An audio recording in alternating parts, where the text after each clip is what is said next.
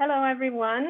Welcome to this roughly 1 hour digital lecture and moderate discussion on contemporary forms of racism in Europe.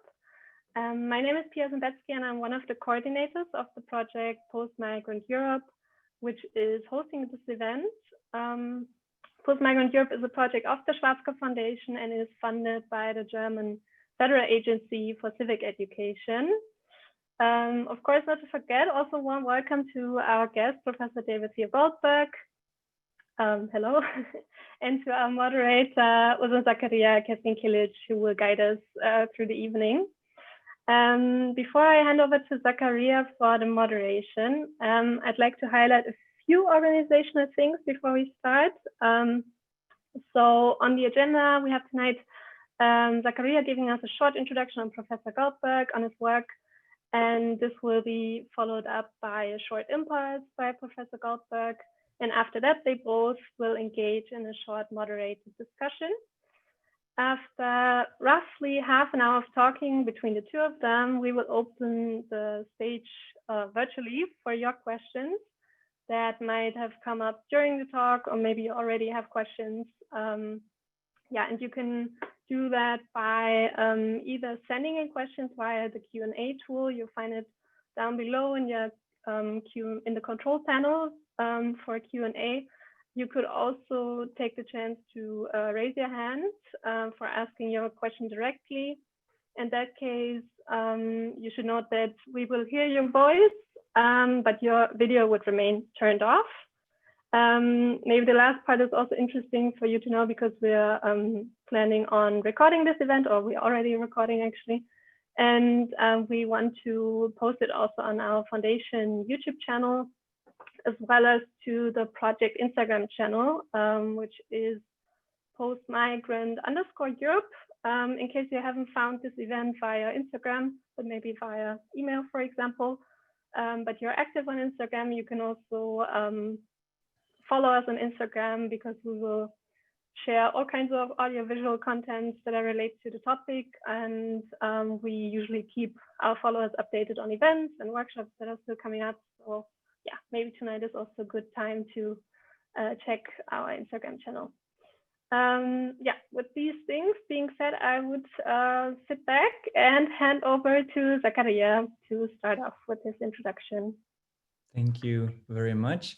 Welcome to everyone to this digital lecture, also from my side, on contemporary racism in Europe with Professor David Goldberg. Thank you all for tuning in and joining us tonight. My name is Ozan Zakaria Keskin-Kilic. I'm a political scientist in the field of studies on racism, anti-Semitism, Orientalism, and Jewish-Muslim relations. Currently, I'm teaching and doing research at the Alice Salomon University of Applied Sciences here in Berlin. It's my pleasure to moderate this digital lecture with Professor David Theo Goldberg, who is director of the University of California Humanities Research Institute and a professor of comparative literature, anthropology, and criminology, law, and society at UCI.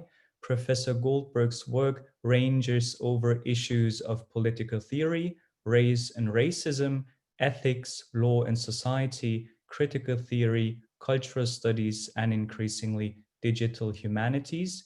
He has authored numerous books, including The Thread of Race, The Racial State, Racial Subjects, and Racist Culture. He has edited and co-edited many volumes, including Anatomy of Racism, Jewish Identity, and Race Critical Theories, and he was the founding co-editor of Social Identities, a journal for the study of race, nation, and culture. In today's talk, Professor Goldberg is going to offer an insight into how critical reading of the past can inform our understanding of contemporary forms of racism in Europe and elsewhere around the globe. Indeed, a big and challenging topic, I believe, in itself, given that racism is fluid and contextual, and considering that comparative approaches raising questions on what is similar, what is different, and what interrelations between, let's say, anti-Black racism, anti-Semitism, and anti-Muslim racism can look like, also lead to controversy and intense debates, not only in academia, but also in media and the political sphere. In this sense, I'm very much looking forward to your lecture, Professor Goldberg, and to the discussion we'll have right afterwards. I'd like to encourage again our audience in front of the screens to write down questions and thoughts. Feel free to post them into the chat group so that we can pick them up later on. Please join me in welcoming Professor Goldberg with a distance virtual applause. Usually there is a button down there on Zoom, but I don't find it right now. But I hope that you hear this virtual big applause right now. The stage is the digital stage is yours, Professor Goldberg. Thank you very much, Azan Zakaria Keskin-Kilic. It's a pleasure to be here, and to the Schwarzkopf Stiftung, especially Pierre Zambetsky, who put this all together. It's a pleasure to virtually see you all, and I hope I will be able to provide you with a way of thinking about this subject. I'm going to try and share my screen. I'm going to have the screen enabled in order to be able to share. The host needs to do that. Can you? It would be great to have images. Right, okay, so let's see if we can do this and get ourselves started with the, slideshow over here. I think this should work. Okay, great, thanks very much. So this, of course, is going to be summary. One can't give an account of all of European modern history in 20 minutes. So I want to start just with a definition of racism. Again, a very summary definition as being about the thoughts, beliefs, expressions, actions, policies, systems, and structures that treat people differentially, especially in ways affecting privileging or disprivileging outcomes, that is preferring some in terms of their group belonging over others, based on ascribed racial characteristics of belonging with a color, character, capacity, or conduct. So that tries to get all of the nuances built into the conception of racism. Notice I've not identified racism as racist individuals. It's built into the actions, expressions, thoughts, and beliefs. I'm less inclined to go after an individual unless they've been apprised of the fact that they are and continue to express themselves in racist ways, and refuse, as a consequence, not to change their forms of expression. So that leads me to say that there are a variety of ways of thinking about racism. One is individual, where one can contrast between intentional racism, that is, I'm intended to say something in a racist way about another or others, or by contrast, often less well recognized, are patterned outcomes where those who are engaged in producing those patterned outcomes that prefer or privilege or enable a group over other groups on the basis of racial ascription are apprised of that continuation and refuse to do anything about it. And I would say that's a form of extended individual racism. And to contrast that with systemic racism, which can be distinguished between structural and institutional. Structural racism is racism that is built in over time, historically, into the very structures of the social, some aspect of the social. And institutional is just a little bit more specific, where it's built into particular institutions, whether it be, I don't know, a football team or a corporation or a government institution or an art museum and so on and so forth, that get repeated over time by virtue of the way in which the institution itself is structured to reproduce those outcomes. And to contrast that with what is often identified as the driving large conditions of racism, the contrast between the exploitative and the eliminative. I'll come to the dismissive in a moment.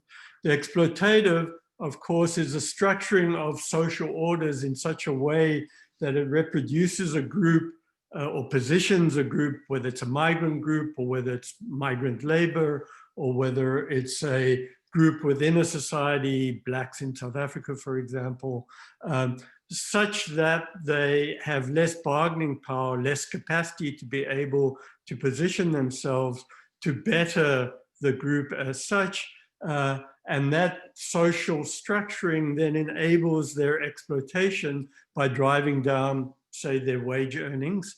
And that gets repeated over time and they become exploited. So the group is racially identified, positioned in the society in virtue of their racial positioning, and repeatedly exploited over time. And you see this, of course, taking place in European societies, as we'll come to see. And then eliminative racism, which again can be distinguished between exterminationist, that is actually killing people, Nazi Germany between 1942 and 1945, for example, or eliminative in terms of exclusionist, removal, excluding people from the society, whether it's migrants or refugees or people who belong to the society. You think of Israel, Palestine, excluding them or removing them so that they are taken not to have full belonging. And that brings me to three things to attend to as one addresses the subject matter. The first is that there's not a singular racism, there are racisms, as Stuart Hall was one to emphasize. They differ, they might have a common overall form in the way in which I started out the definition, but the particular expressions or forms that they assume and structures that get embedded into the society are various even as they're interacting and interlocking and interfacing. The second, as I'll come to lay out in just a minute, what I call racial Europeanization, the way in which race gets factored across a region, in this case, Europe, and as Zakaria mentioned, the way in which contemporary structures, even while they might assume a new form of expression, have a long underpinning history or structure underlying them. And so one needs to link the historical formation to the contemporary expression. And then the third point, just very quickly, is that one needs to think of racisms in terms of their relations across societies, both within societies and across societies, and not just to think of them comparatively. That is, we're thinking of one form in this society or part of society over here, and another form in that society over there, and we compare to see what their differences are. Racisms in one place or in one society draw on racisms in other society and are shored up by racisms. As I say, racism in one place is shored up by racisms elsewhere.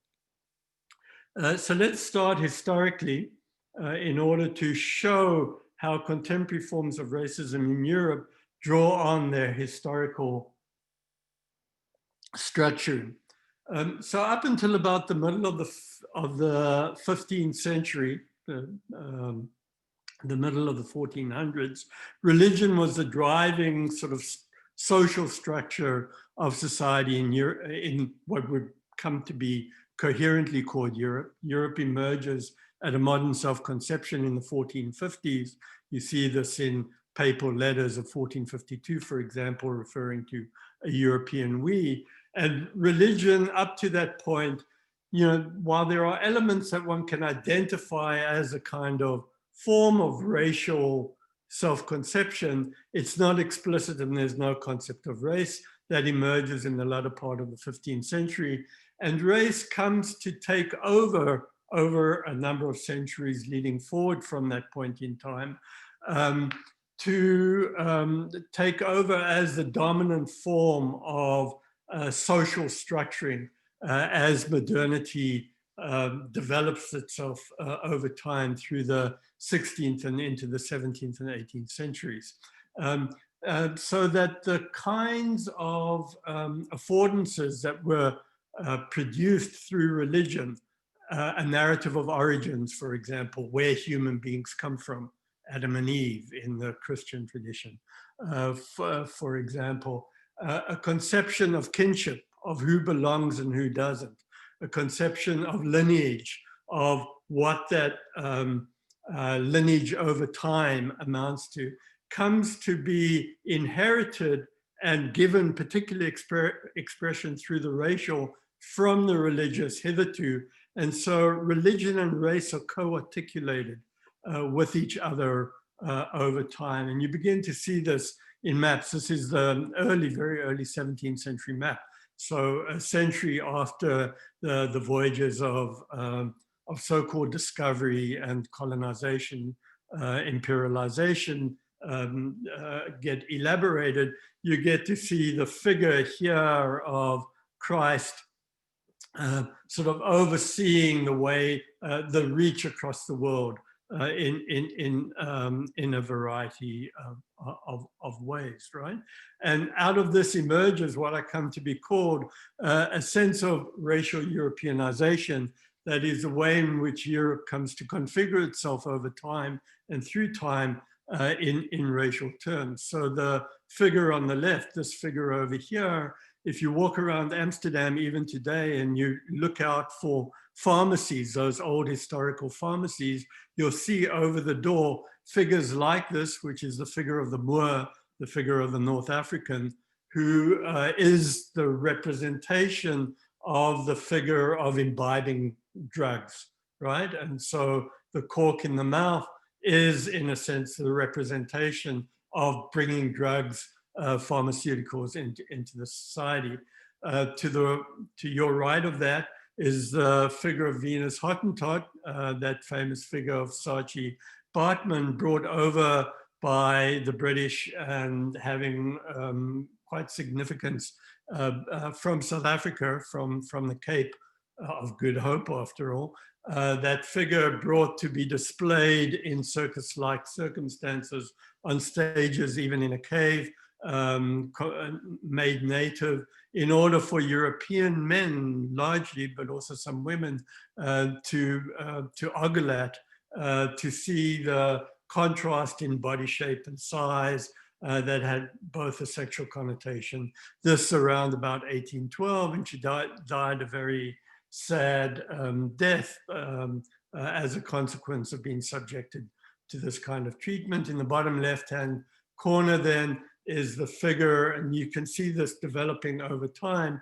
In 1898, King Leopold II of Belgium conducted a World's Fair in Tervuren, just outside Brussels, where he literally lifted up an entire Africa, in this case Congolese, or a village from the Congolese River Basin, and shipped it to Tervuren and put it down in his palatial grounds as part of the World's Fair, again for Europeans to come and ogle at the primitivism of the African, for Europeans to be able to contrast themselves.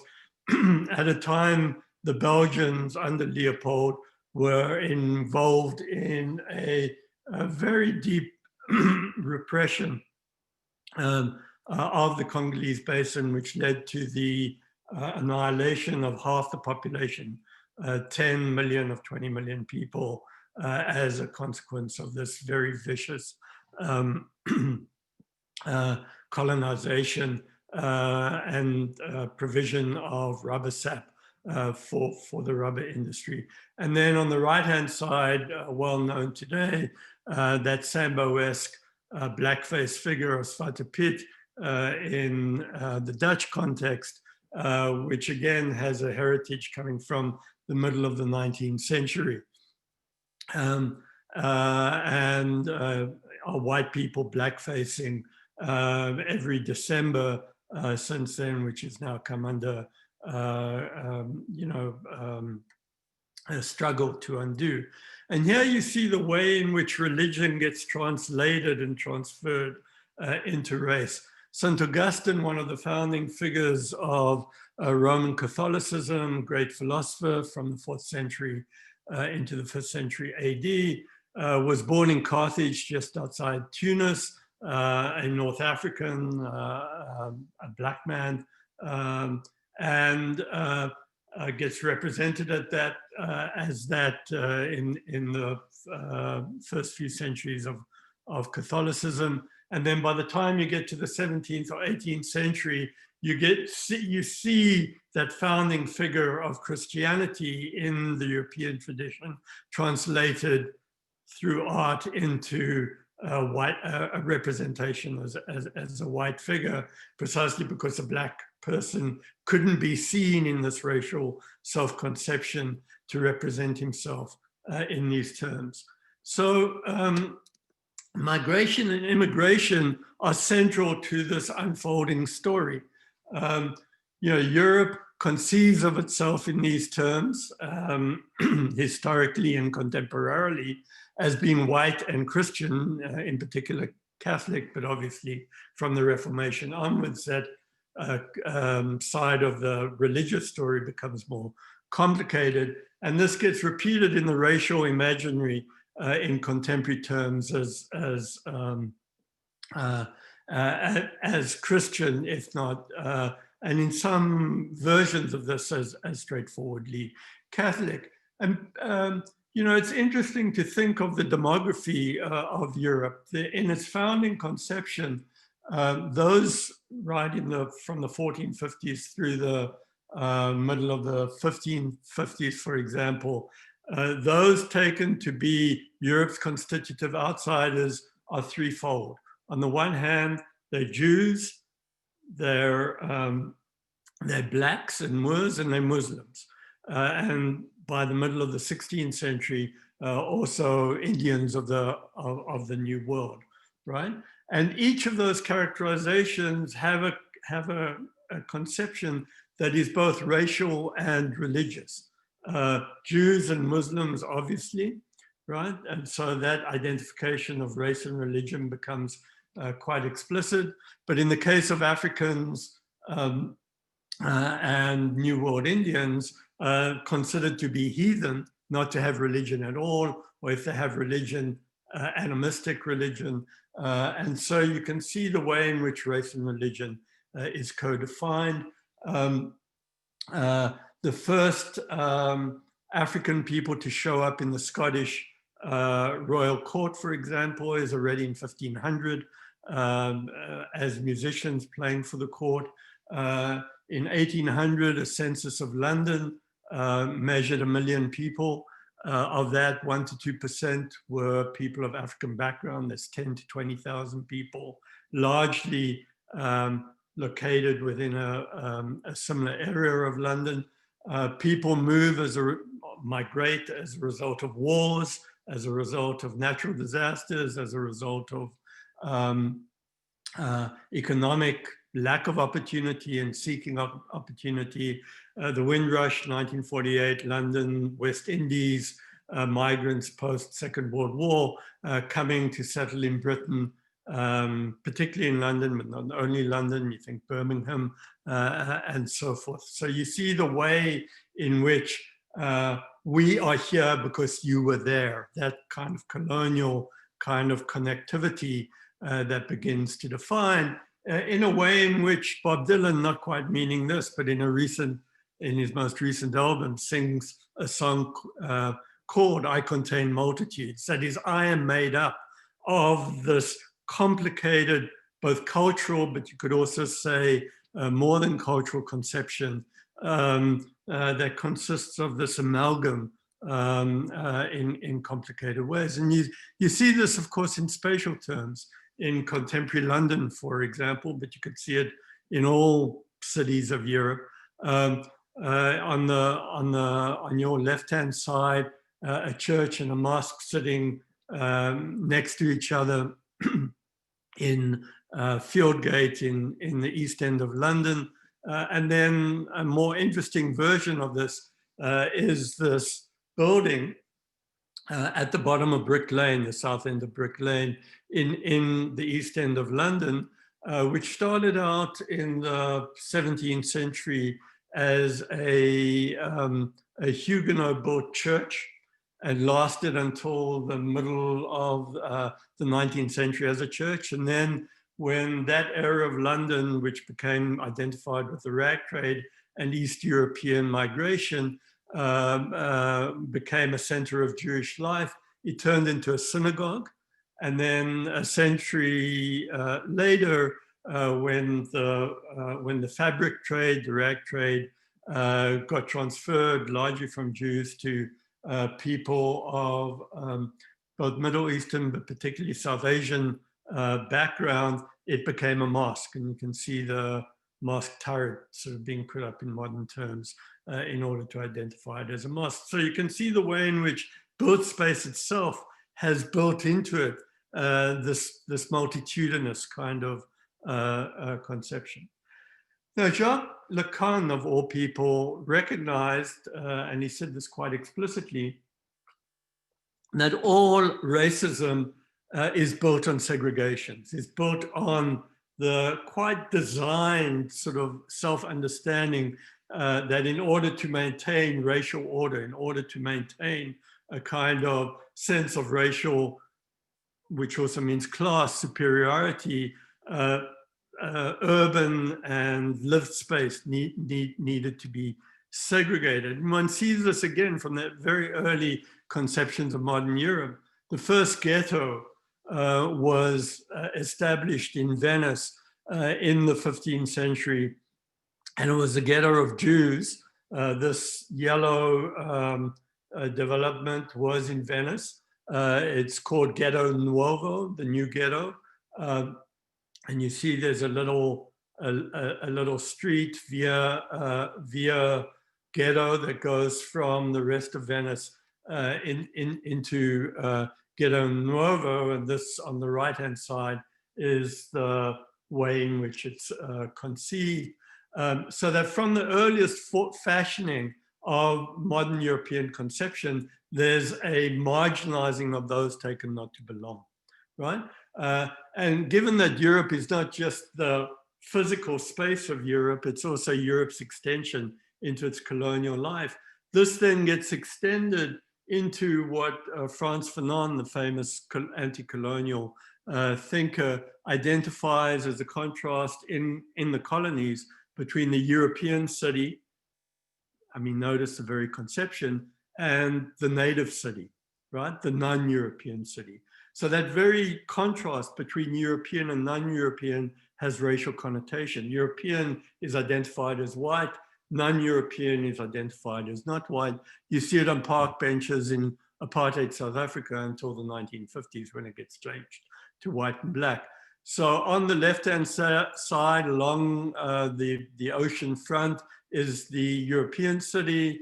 There's a divide, whether it's water or some urban spaces we'll come to see. This is in St. Louis in Senegal, and then the native city on the left-hand side.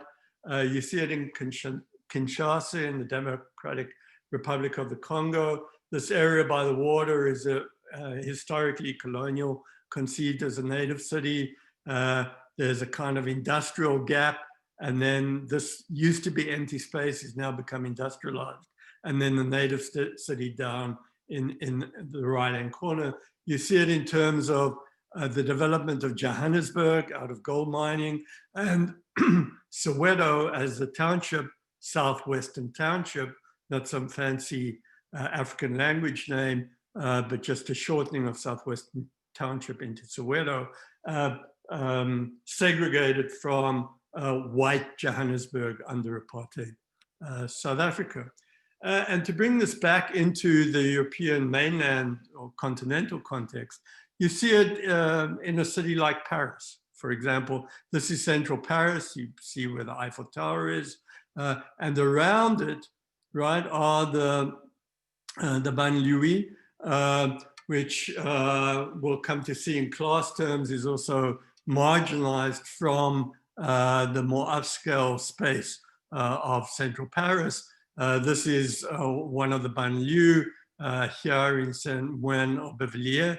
And the segregated space is segregated, the space of the racial other, usually in terms of train lines or playing fields, football fields, or wide boulevard, or in this case, a cemetery, so that it becomes more difficult to cross. There's a kind of symbolic kind of contrast, as much as a spatial contrast, between the space of the other and the space of the so-called European.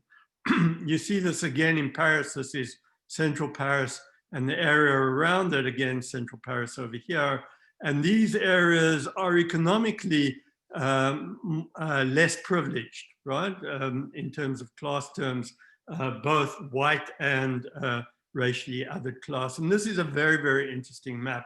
I'm sorry that I couldn't blow it up without it getting even more blurred. This is central Paris, and these are the surrounding areas. These areas are economically more distressed, less well off than central Paris over here. But what happens in terms of segregation is that segregation is also temporal in terms of daytime and nighttime, right? So these remain segregated 24 hours a day. They remain homogenized, overall homogenized space. This space, which is more upscale and tends to be overwhelmingly more white during, as residential space, during the day becomes, because of its economic pool and its visitors and people who work there and so on. So from midnight till about 12 noon, it's almost overwhelmingly segregated. And then from 12 noon to almost midnight, it becomes less segregated in terms of people coming into the city center. And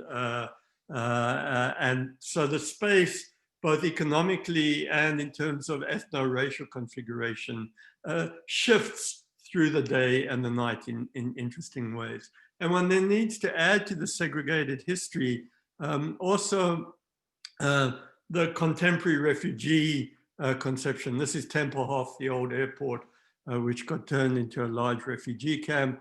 This is Moria in Greece, both before and then after it's being burnt, largely burnt out and burnt down, which is a kind of underlay of ethno-racial and you might say religious as well configuration underneath this other form of segregation that I've spoken to.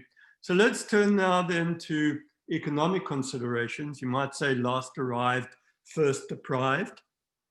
And here it's very, very difficult in the European context for reasons I'll get to in a minute to get at data. It's a bit easier in Britain where racial data or ethno-racial data is actually somewhat more readily collected for historical reasons post-Second World War. It's not formally government collected in most European societies, but here the Black unemployment, and this is pre-COVID, so the numbers will be larger, excuse me, 13% in contrast with whites being, white British being at 5%, so nearly 3 times the level of unemployment. As I say, the numbers would have gone up under COVID. In France, it was 16% to 10%. Those numbers are now significantly higher. And those areas get policed in ways we'll come to see, not least in relation to race and incarceration. The more people get stopped, the more likely the numbers are going to be higher of the group of people who get stopped more readily by police on the street to end as incarcerated. And again, the numbers are difficult to collect in Britain a bit more readily. 10% of the incarcerated population in Britain is Black, while it makes up 2.8% of the population. So over 3 times the amount of the representation in the population. In France, this number is so variable precisely because it's so difficult to actually get at official numbers. But a number of sociologists, for example, have have tried to collect data, and it varies between 40 and 70% of the incarcerated population are Muslim, and that speaks directly to being more readily stopped ending in prison. There's a direct relation between those. So you could say that just in terms of segregation, there's residential segregation. That factors in, of course, to employment segregation, where people can get work, educational segregation, where one is schooled. So these interlocking structures reinforce each other over time. Alain de Benoist, a French far-right theorist, speaks of the seeking out one's own, that is, that there's a right to difference, by which he means not a right to individuated difference, that I have a right to be my own self in contrast with each other individual, but a right to group difference, that I have a right to live with my own culture and so on and so forth. Namely white Europeans living with each other and not with anybody who's not white European. And that kind of homogenization gets reinforced in various ways through habits and so on. And so in policing terms, you might say, just as in economic terms, last arrived, first deprived, you might say you might say in policing terms, last arrived, first denied rights, denied freedoms in ways other people have freedoms. And just the last couple of points, just to try and bring this to a close.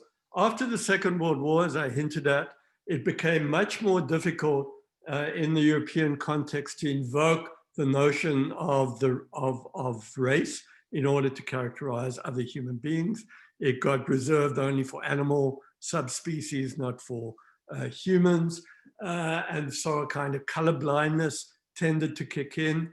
And you see this built into the cultural conception and indeed the kind of governmental apparatuses in society, ending in what one might come to characterize today as a kind of post-raciality, where the post-racial is the contemporary, it's not after race, so there's no more race.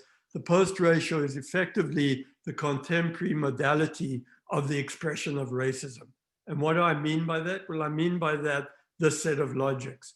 First, there's a denial of any kind of intentionality. If one is called out as a racist, oh, I had no intention of expressing myself in a racist way, therefore I cannot be racist, right? And you see it recognized in terms of this protest movement. The new racism is to deny racism exists. There's also a privatizing of racism. The government is not racist because it has no explicit reach into racial distinction or designation in the kind of laws and coding that it stands for. So insofar as there's racism, it's blamed on private individuals.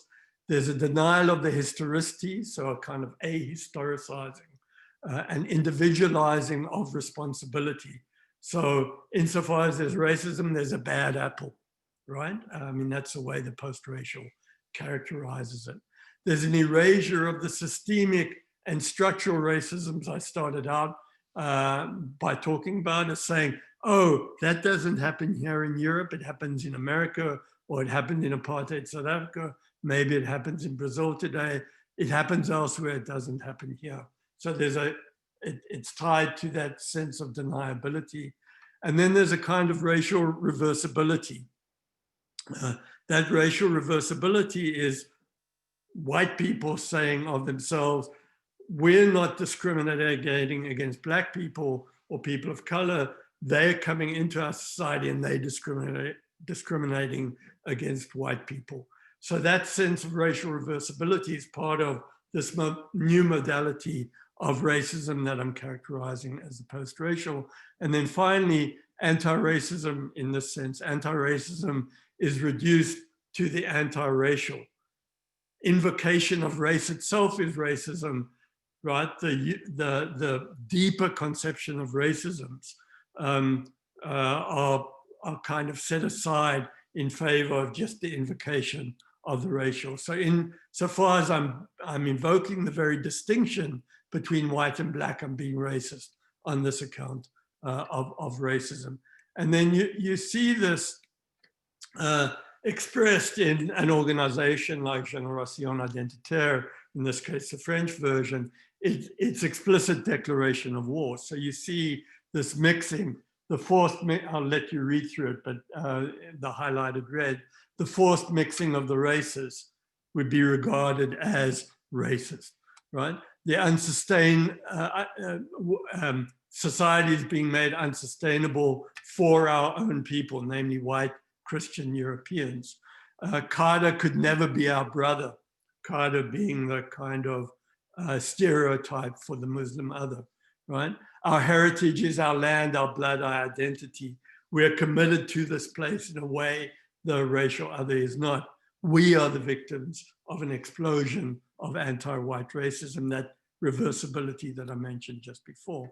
And then just to put this on the map, because I think it's important, what Philomena Essed has called entitlement racism, the fact that one has standing in the society as a white European enables that white person to be able to express themselves in whatever way they want, even if it's demeaning, right? Even if it's putting down those who are taken not to belong.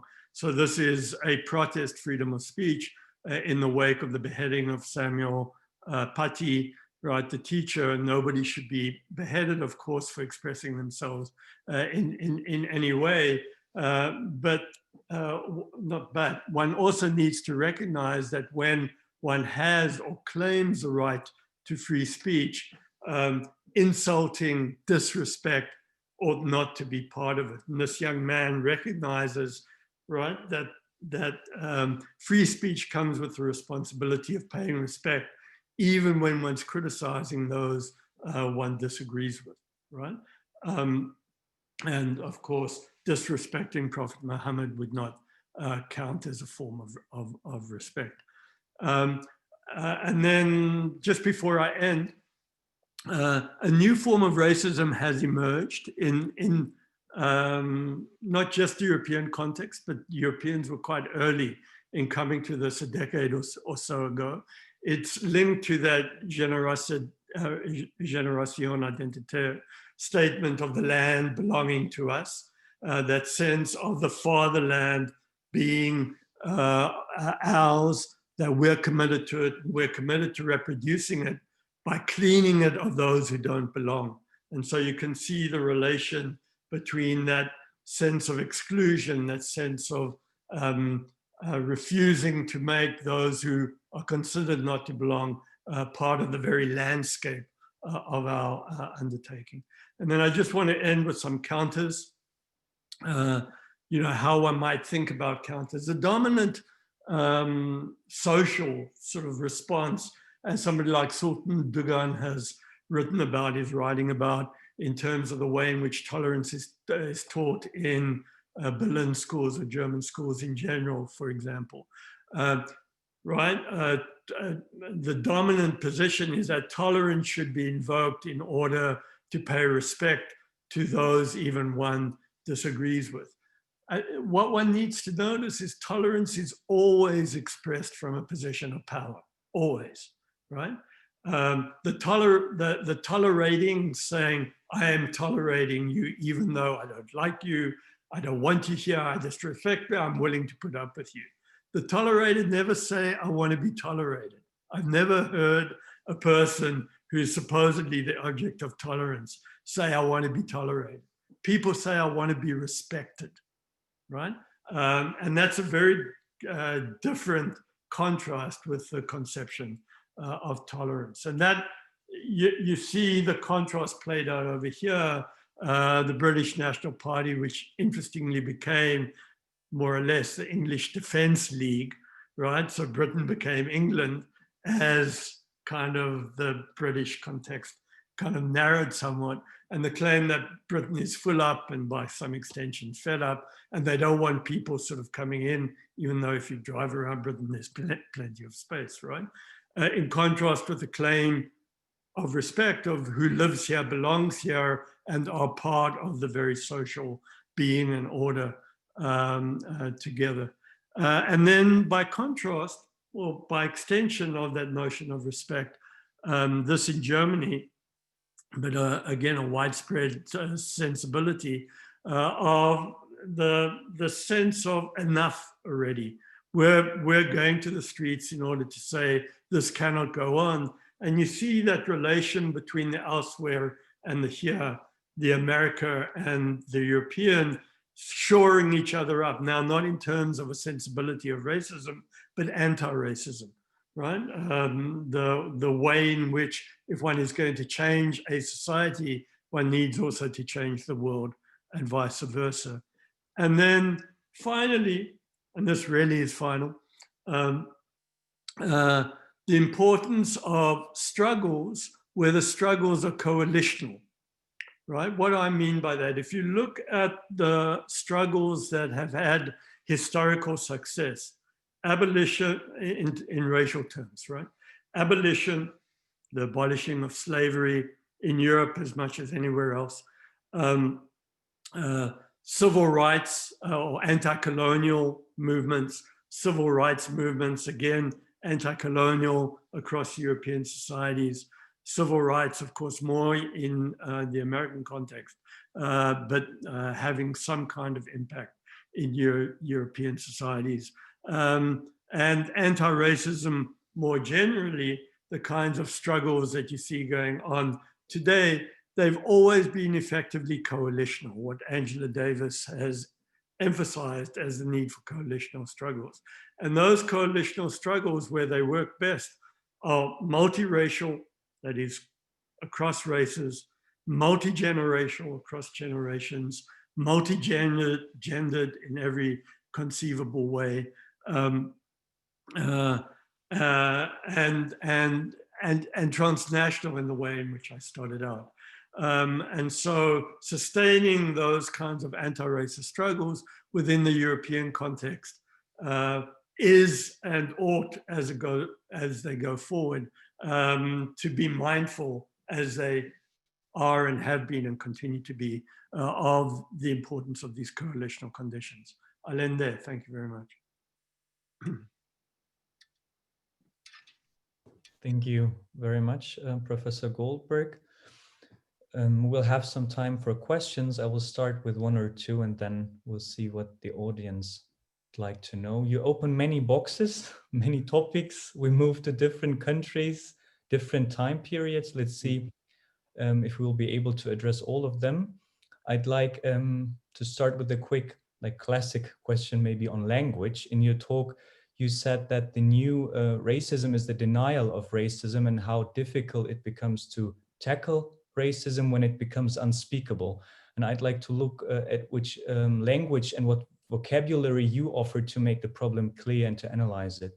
I stumbled, for instance, on the word racial in various combinations, be it racial positioning, you talked about racial identifying, racial Europeanization, and the racial other.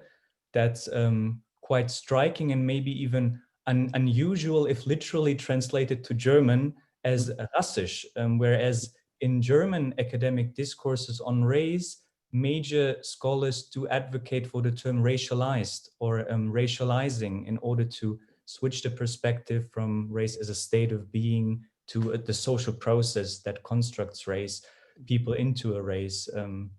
So why is it that you seem to prefer the word racial, and how do you define racial? And what difference do you see then in comparison to a term such as racialized? Yeah, thank you. This is a key and central question, of course, a basic question.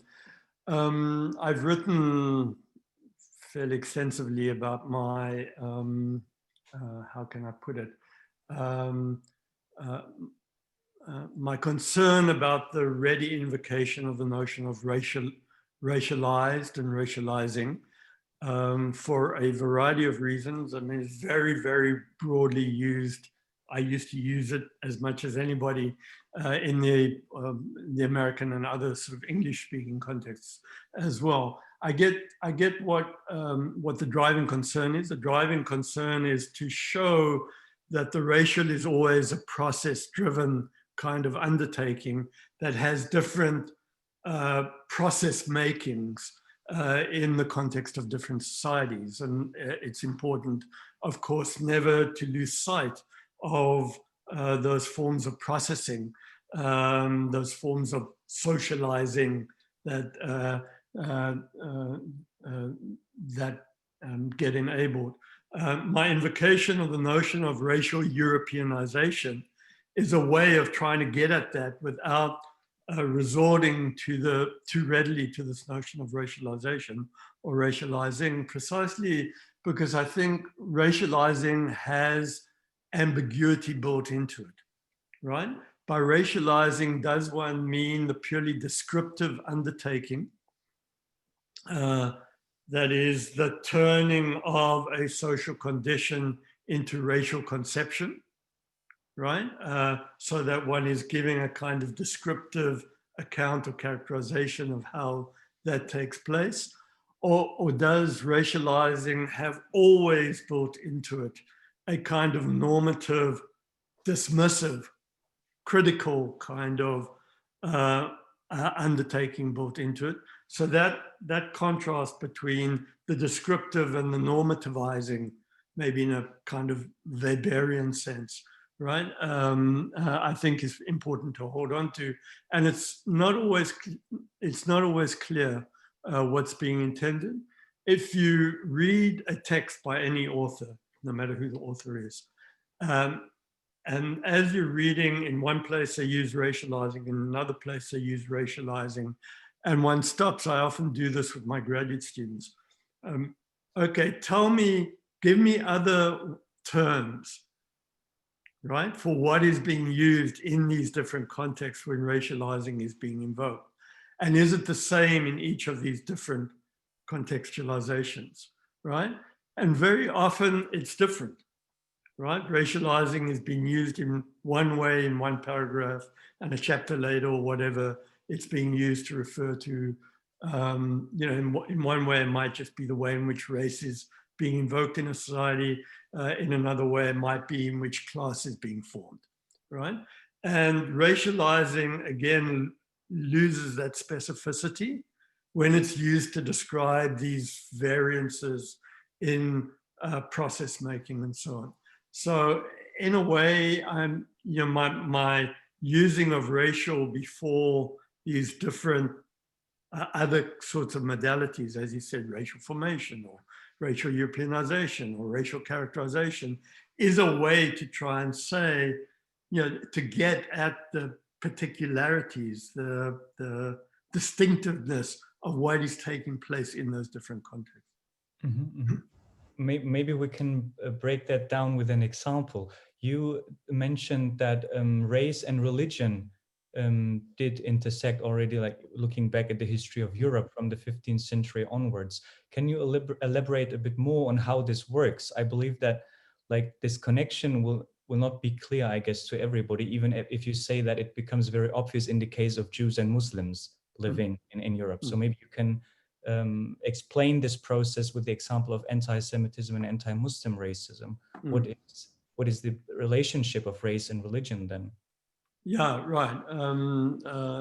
Again, a good question. So, if you look historically, this conception emerges in the Iberian Peninsula in the middle of the 15th century, right?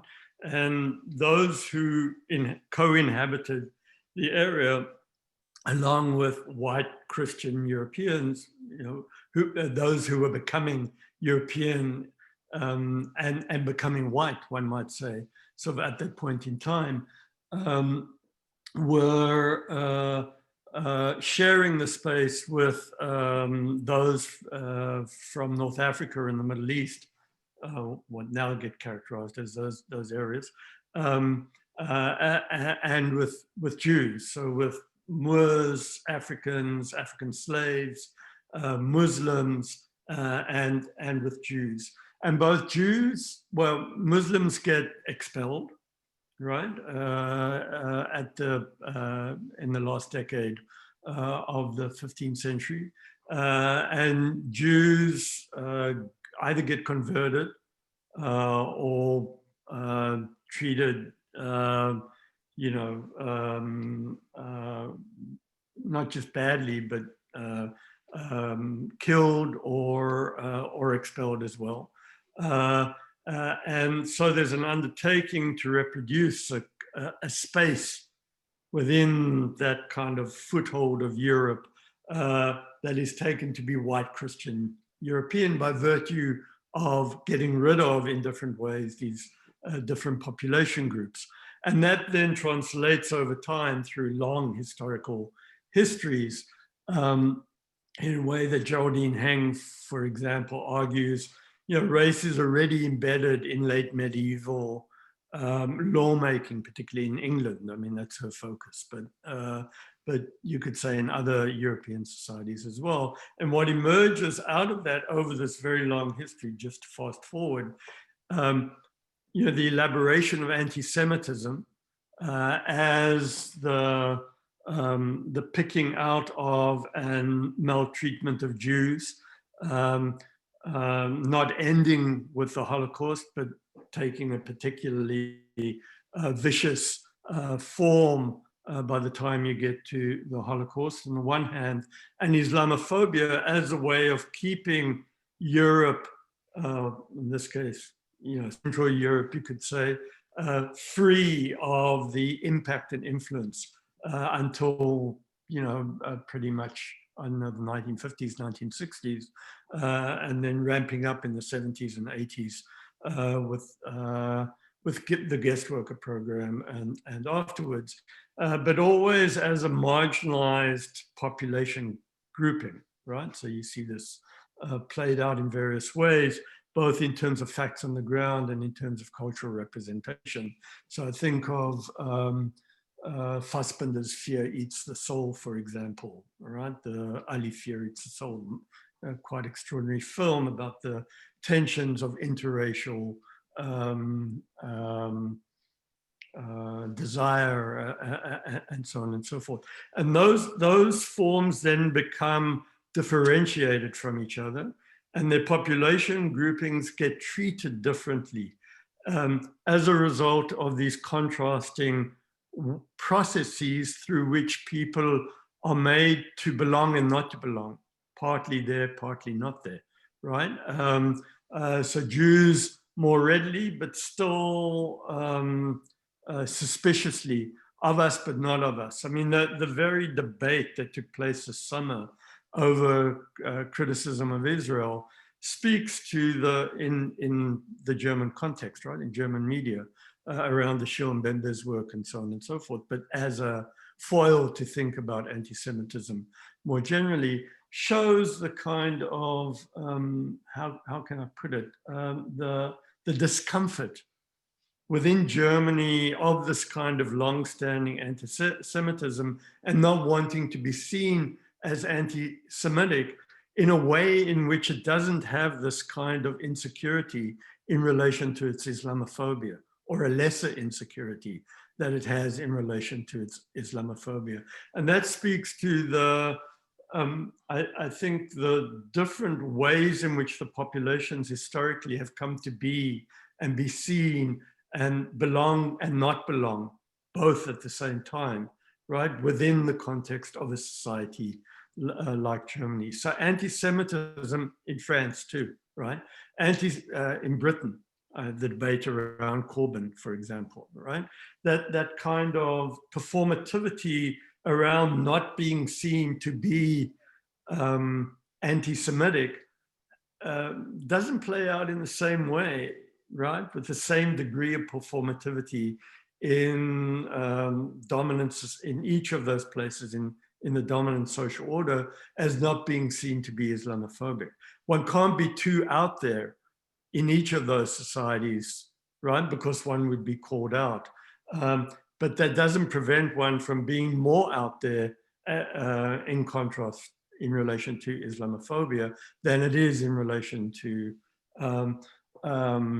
anti-Semitism. So, for example, in France, and I would think the same would be in Germany, one could never express oneself in the way in which Samuel Paty expressed himself in the classroom in relation to Muhammad, right? Say, by contrast in relation to the state of Israel as the Jewish state, right? And I think those contrasts are built into that semantic and conceptual framing that comes historically with the term. Thank you. I just opened 2 different chat boxes to select some questions. One is in the Zoom webinar chat and the other is the FNA. Maybe I start with the question by Caroline Kanya, who kindly asks you to elaborate on the issue of tolerance and racism. Like, what is the relation of tolerance and racism again? Yeah. So the disposition of tolerance is the disposition that says, and this is just thinking conceptually, and then maybe we can try to be a bit more concrete. Tolerance says that there's a group in society, it doesn't have to be a racial group, of course, it might be youth who are playing loud music, right, in the neighborhood and so on. And the older generation is like, we really don't like this music, but we will, in the name of, you know, feeling big and showing that we're hip and so on, we will tolerate their doing what they're doing as long as it doesn't exceed a certain boundary, right? That's not to accept it as something to be celebrated, not to accept it as being part of. It's a begrudging openness to the condition.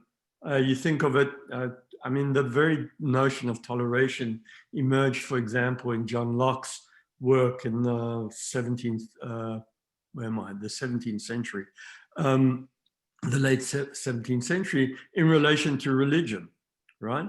That there should be religious tolerance. You're not Catholic or you're not Christian, you're not really one of us, but we will tolerate your existence. We will tolerate Jews or Muslims or other religious others practicing and exercising their religious freedom, even while we don't condone it, let alone show it to have equal standing, perhaps in terms of having the kinds of educational resources that the state gives to Christian schooling or even secular schooling that has a Christian underpinning and so on and so forth, right? So tolerance is the disposition, whether individual or as a set of social commitments, to be open to those who are taken not to be of, not fully of, not properly from, to have a base level of standing in the society without being fully recognized and valued for what they bring and add and contribute to the society, right? And the disposition of toleration then, or tolerance, is always those who are in a position of relative power in relation to the tolerated. The tolerating are those who have the capacity to say, you know, we own this place. We are the overwhelming property owners. We are the overwhelming people who have political power in this social setting. We will say to you, you can be here at our discretion. The very power of being able to say, you can be here at our discretion is the expression of the power that the powerful have in relation to the tolerated, and built into that relation of the tolerating and the tolerated is the contrast in power. You don't you don't have the power to tolerate me, right?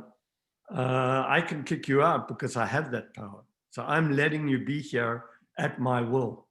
And so I'm contrasting toleration, that sense of always being expressed from a position of whether it's class power or religious, racial power, and so on, with a conception of respect and openness and equal standing within the society, where people actually have equal standing. They have equal rights. They are treated in ways equal to others.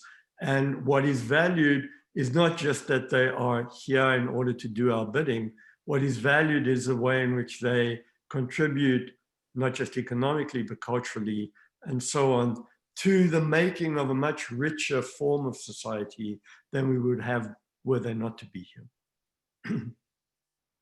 Thank you. There is Zainab Al-Sadi raising her hand. Let's see if this will work technically to invite her to this round. 1 second. Does this work? Yeah, she's there. Would you like to ask your question directly, or would you like to type it into the chat box?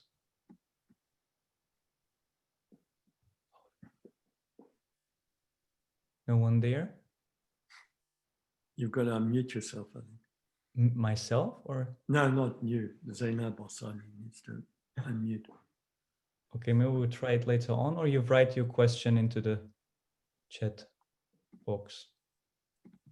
Okay, so there's one interesting question that says, to what extent does racism in Eastern Europe relate to providing its Europeanness, its whiteness, its belonging? Oh, that's very interesting. Yeah, I mean, it's interesting precisely, of course, because there's a long history, given the Ottoman Empire and the way in which, what I didn't mention, and this is as much with Western Europe as it is with Eastern Europe, that the presence is built into and built in various ways into the very built structure of the societies. I'll give you a quick example from France, and then one can think of Hungary in these ways as well, right? If you walk around Bordeaux and look at the 19th century facades of buildings in central Bordeaux, you will see sculpted into the facade, sculpted representations, excuse me, of slavery and enslavement. Right? These depictions of slave, of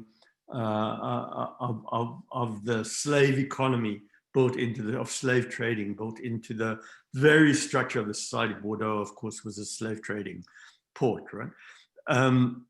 And you see, for example, Ottoman or Muslim presence, whether it's through mosques and turrets and so on, in Hungary and in other parts of Eastern Europe. So the presence is has long historically been there. And it got overlaid in much the way that my representation of church, synagogue, mosque gets overlaid in London in a different kind of way. It gets overlaid by local culture.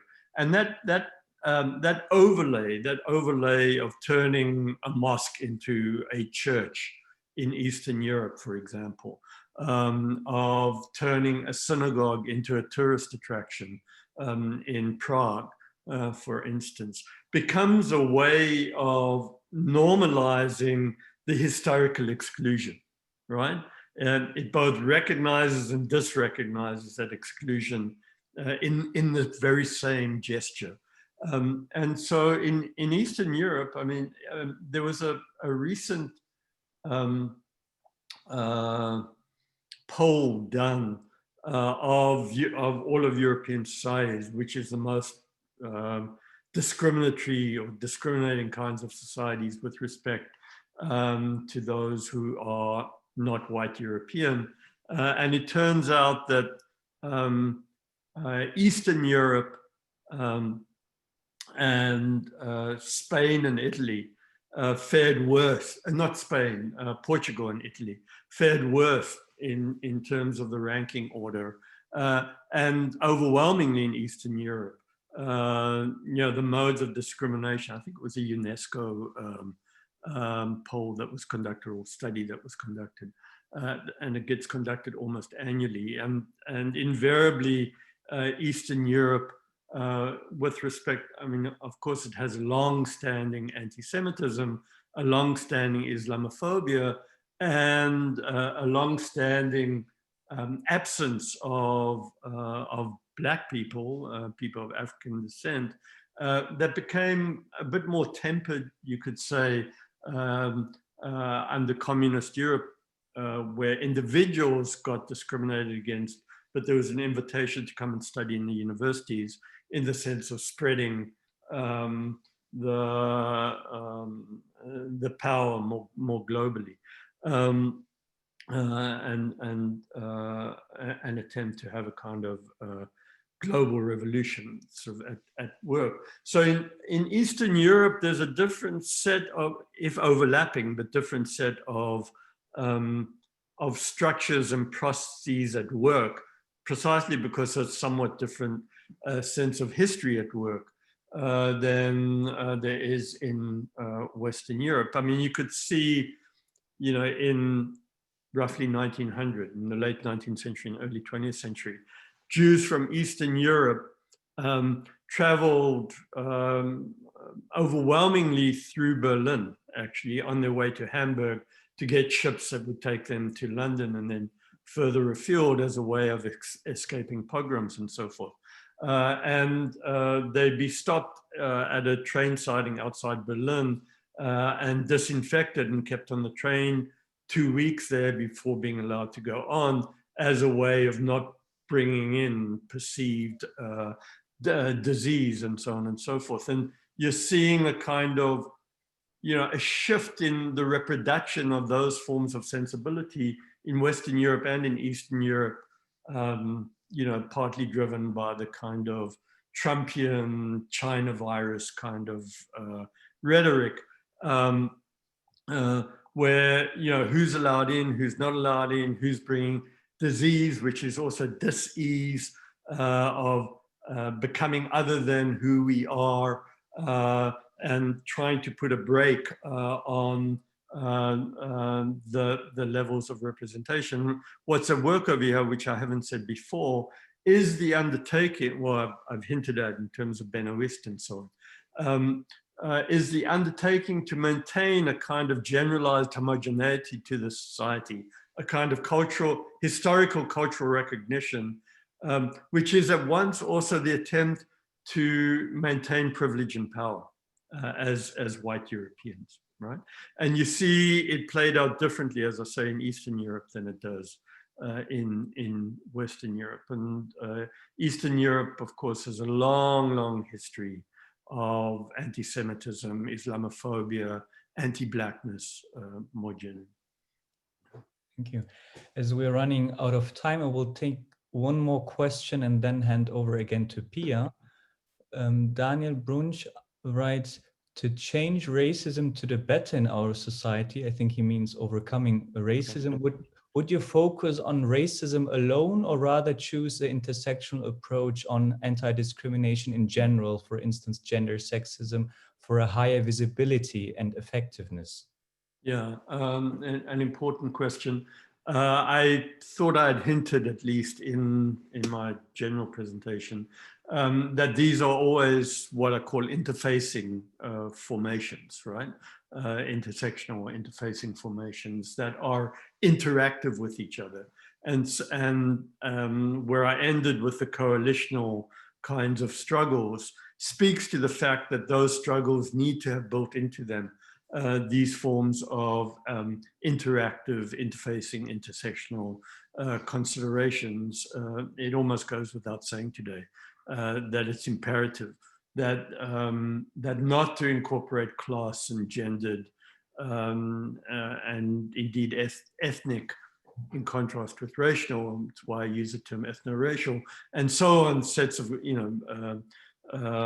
sets of configurations inevitably leave out important constituencies in the transformation, and so you're back, right, at having to reproduce struggles in order to sort of stretch them out. These are always constitutively made at those intersections, and therefore they need to be constitutively unmade at those intersections as well.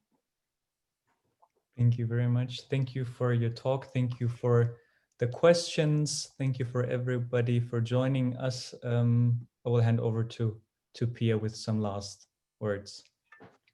Thank you so much, Zakaria, also for moderating and for handling all these interesting questions that were coming up. We couldn't answer all of them, or the professor couldn't answer all of them, obviously, but be assured that we will keep them in mind also for upcoming events we'll still organize, and we might be able to go into more detail with regards to some of the questions that were also asked.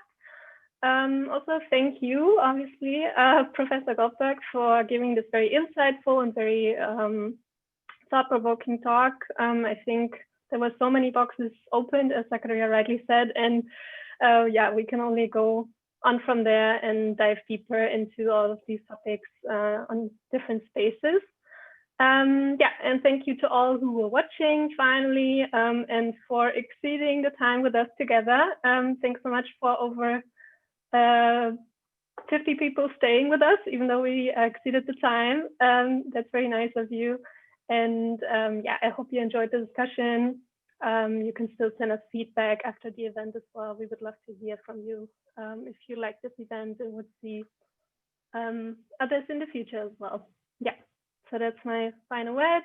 Thank you all and have a good evening. Thank you both. Thank you all.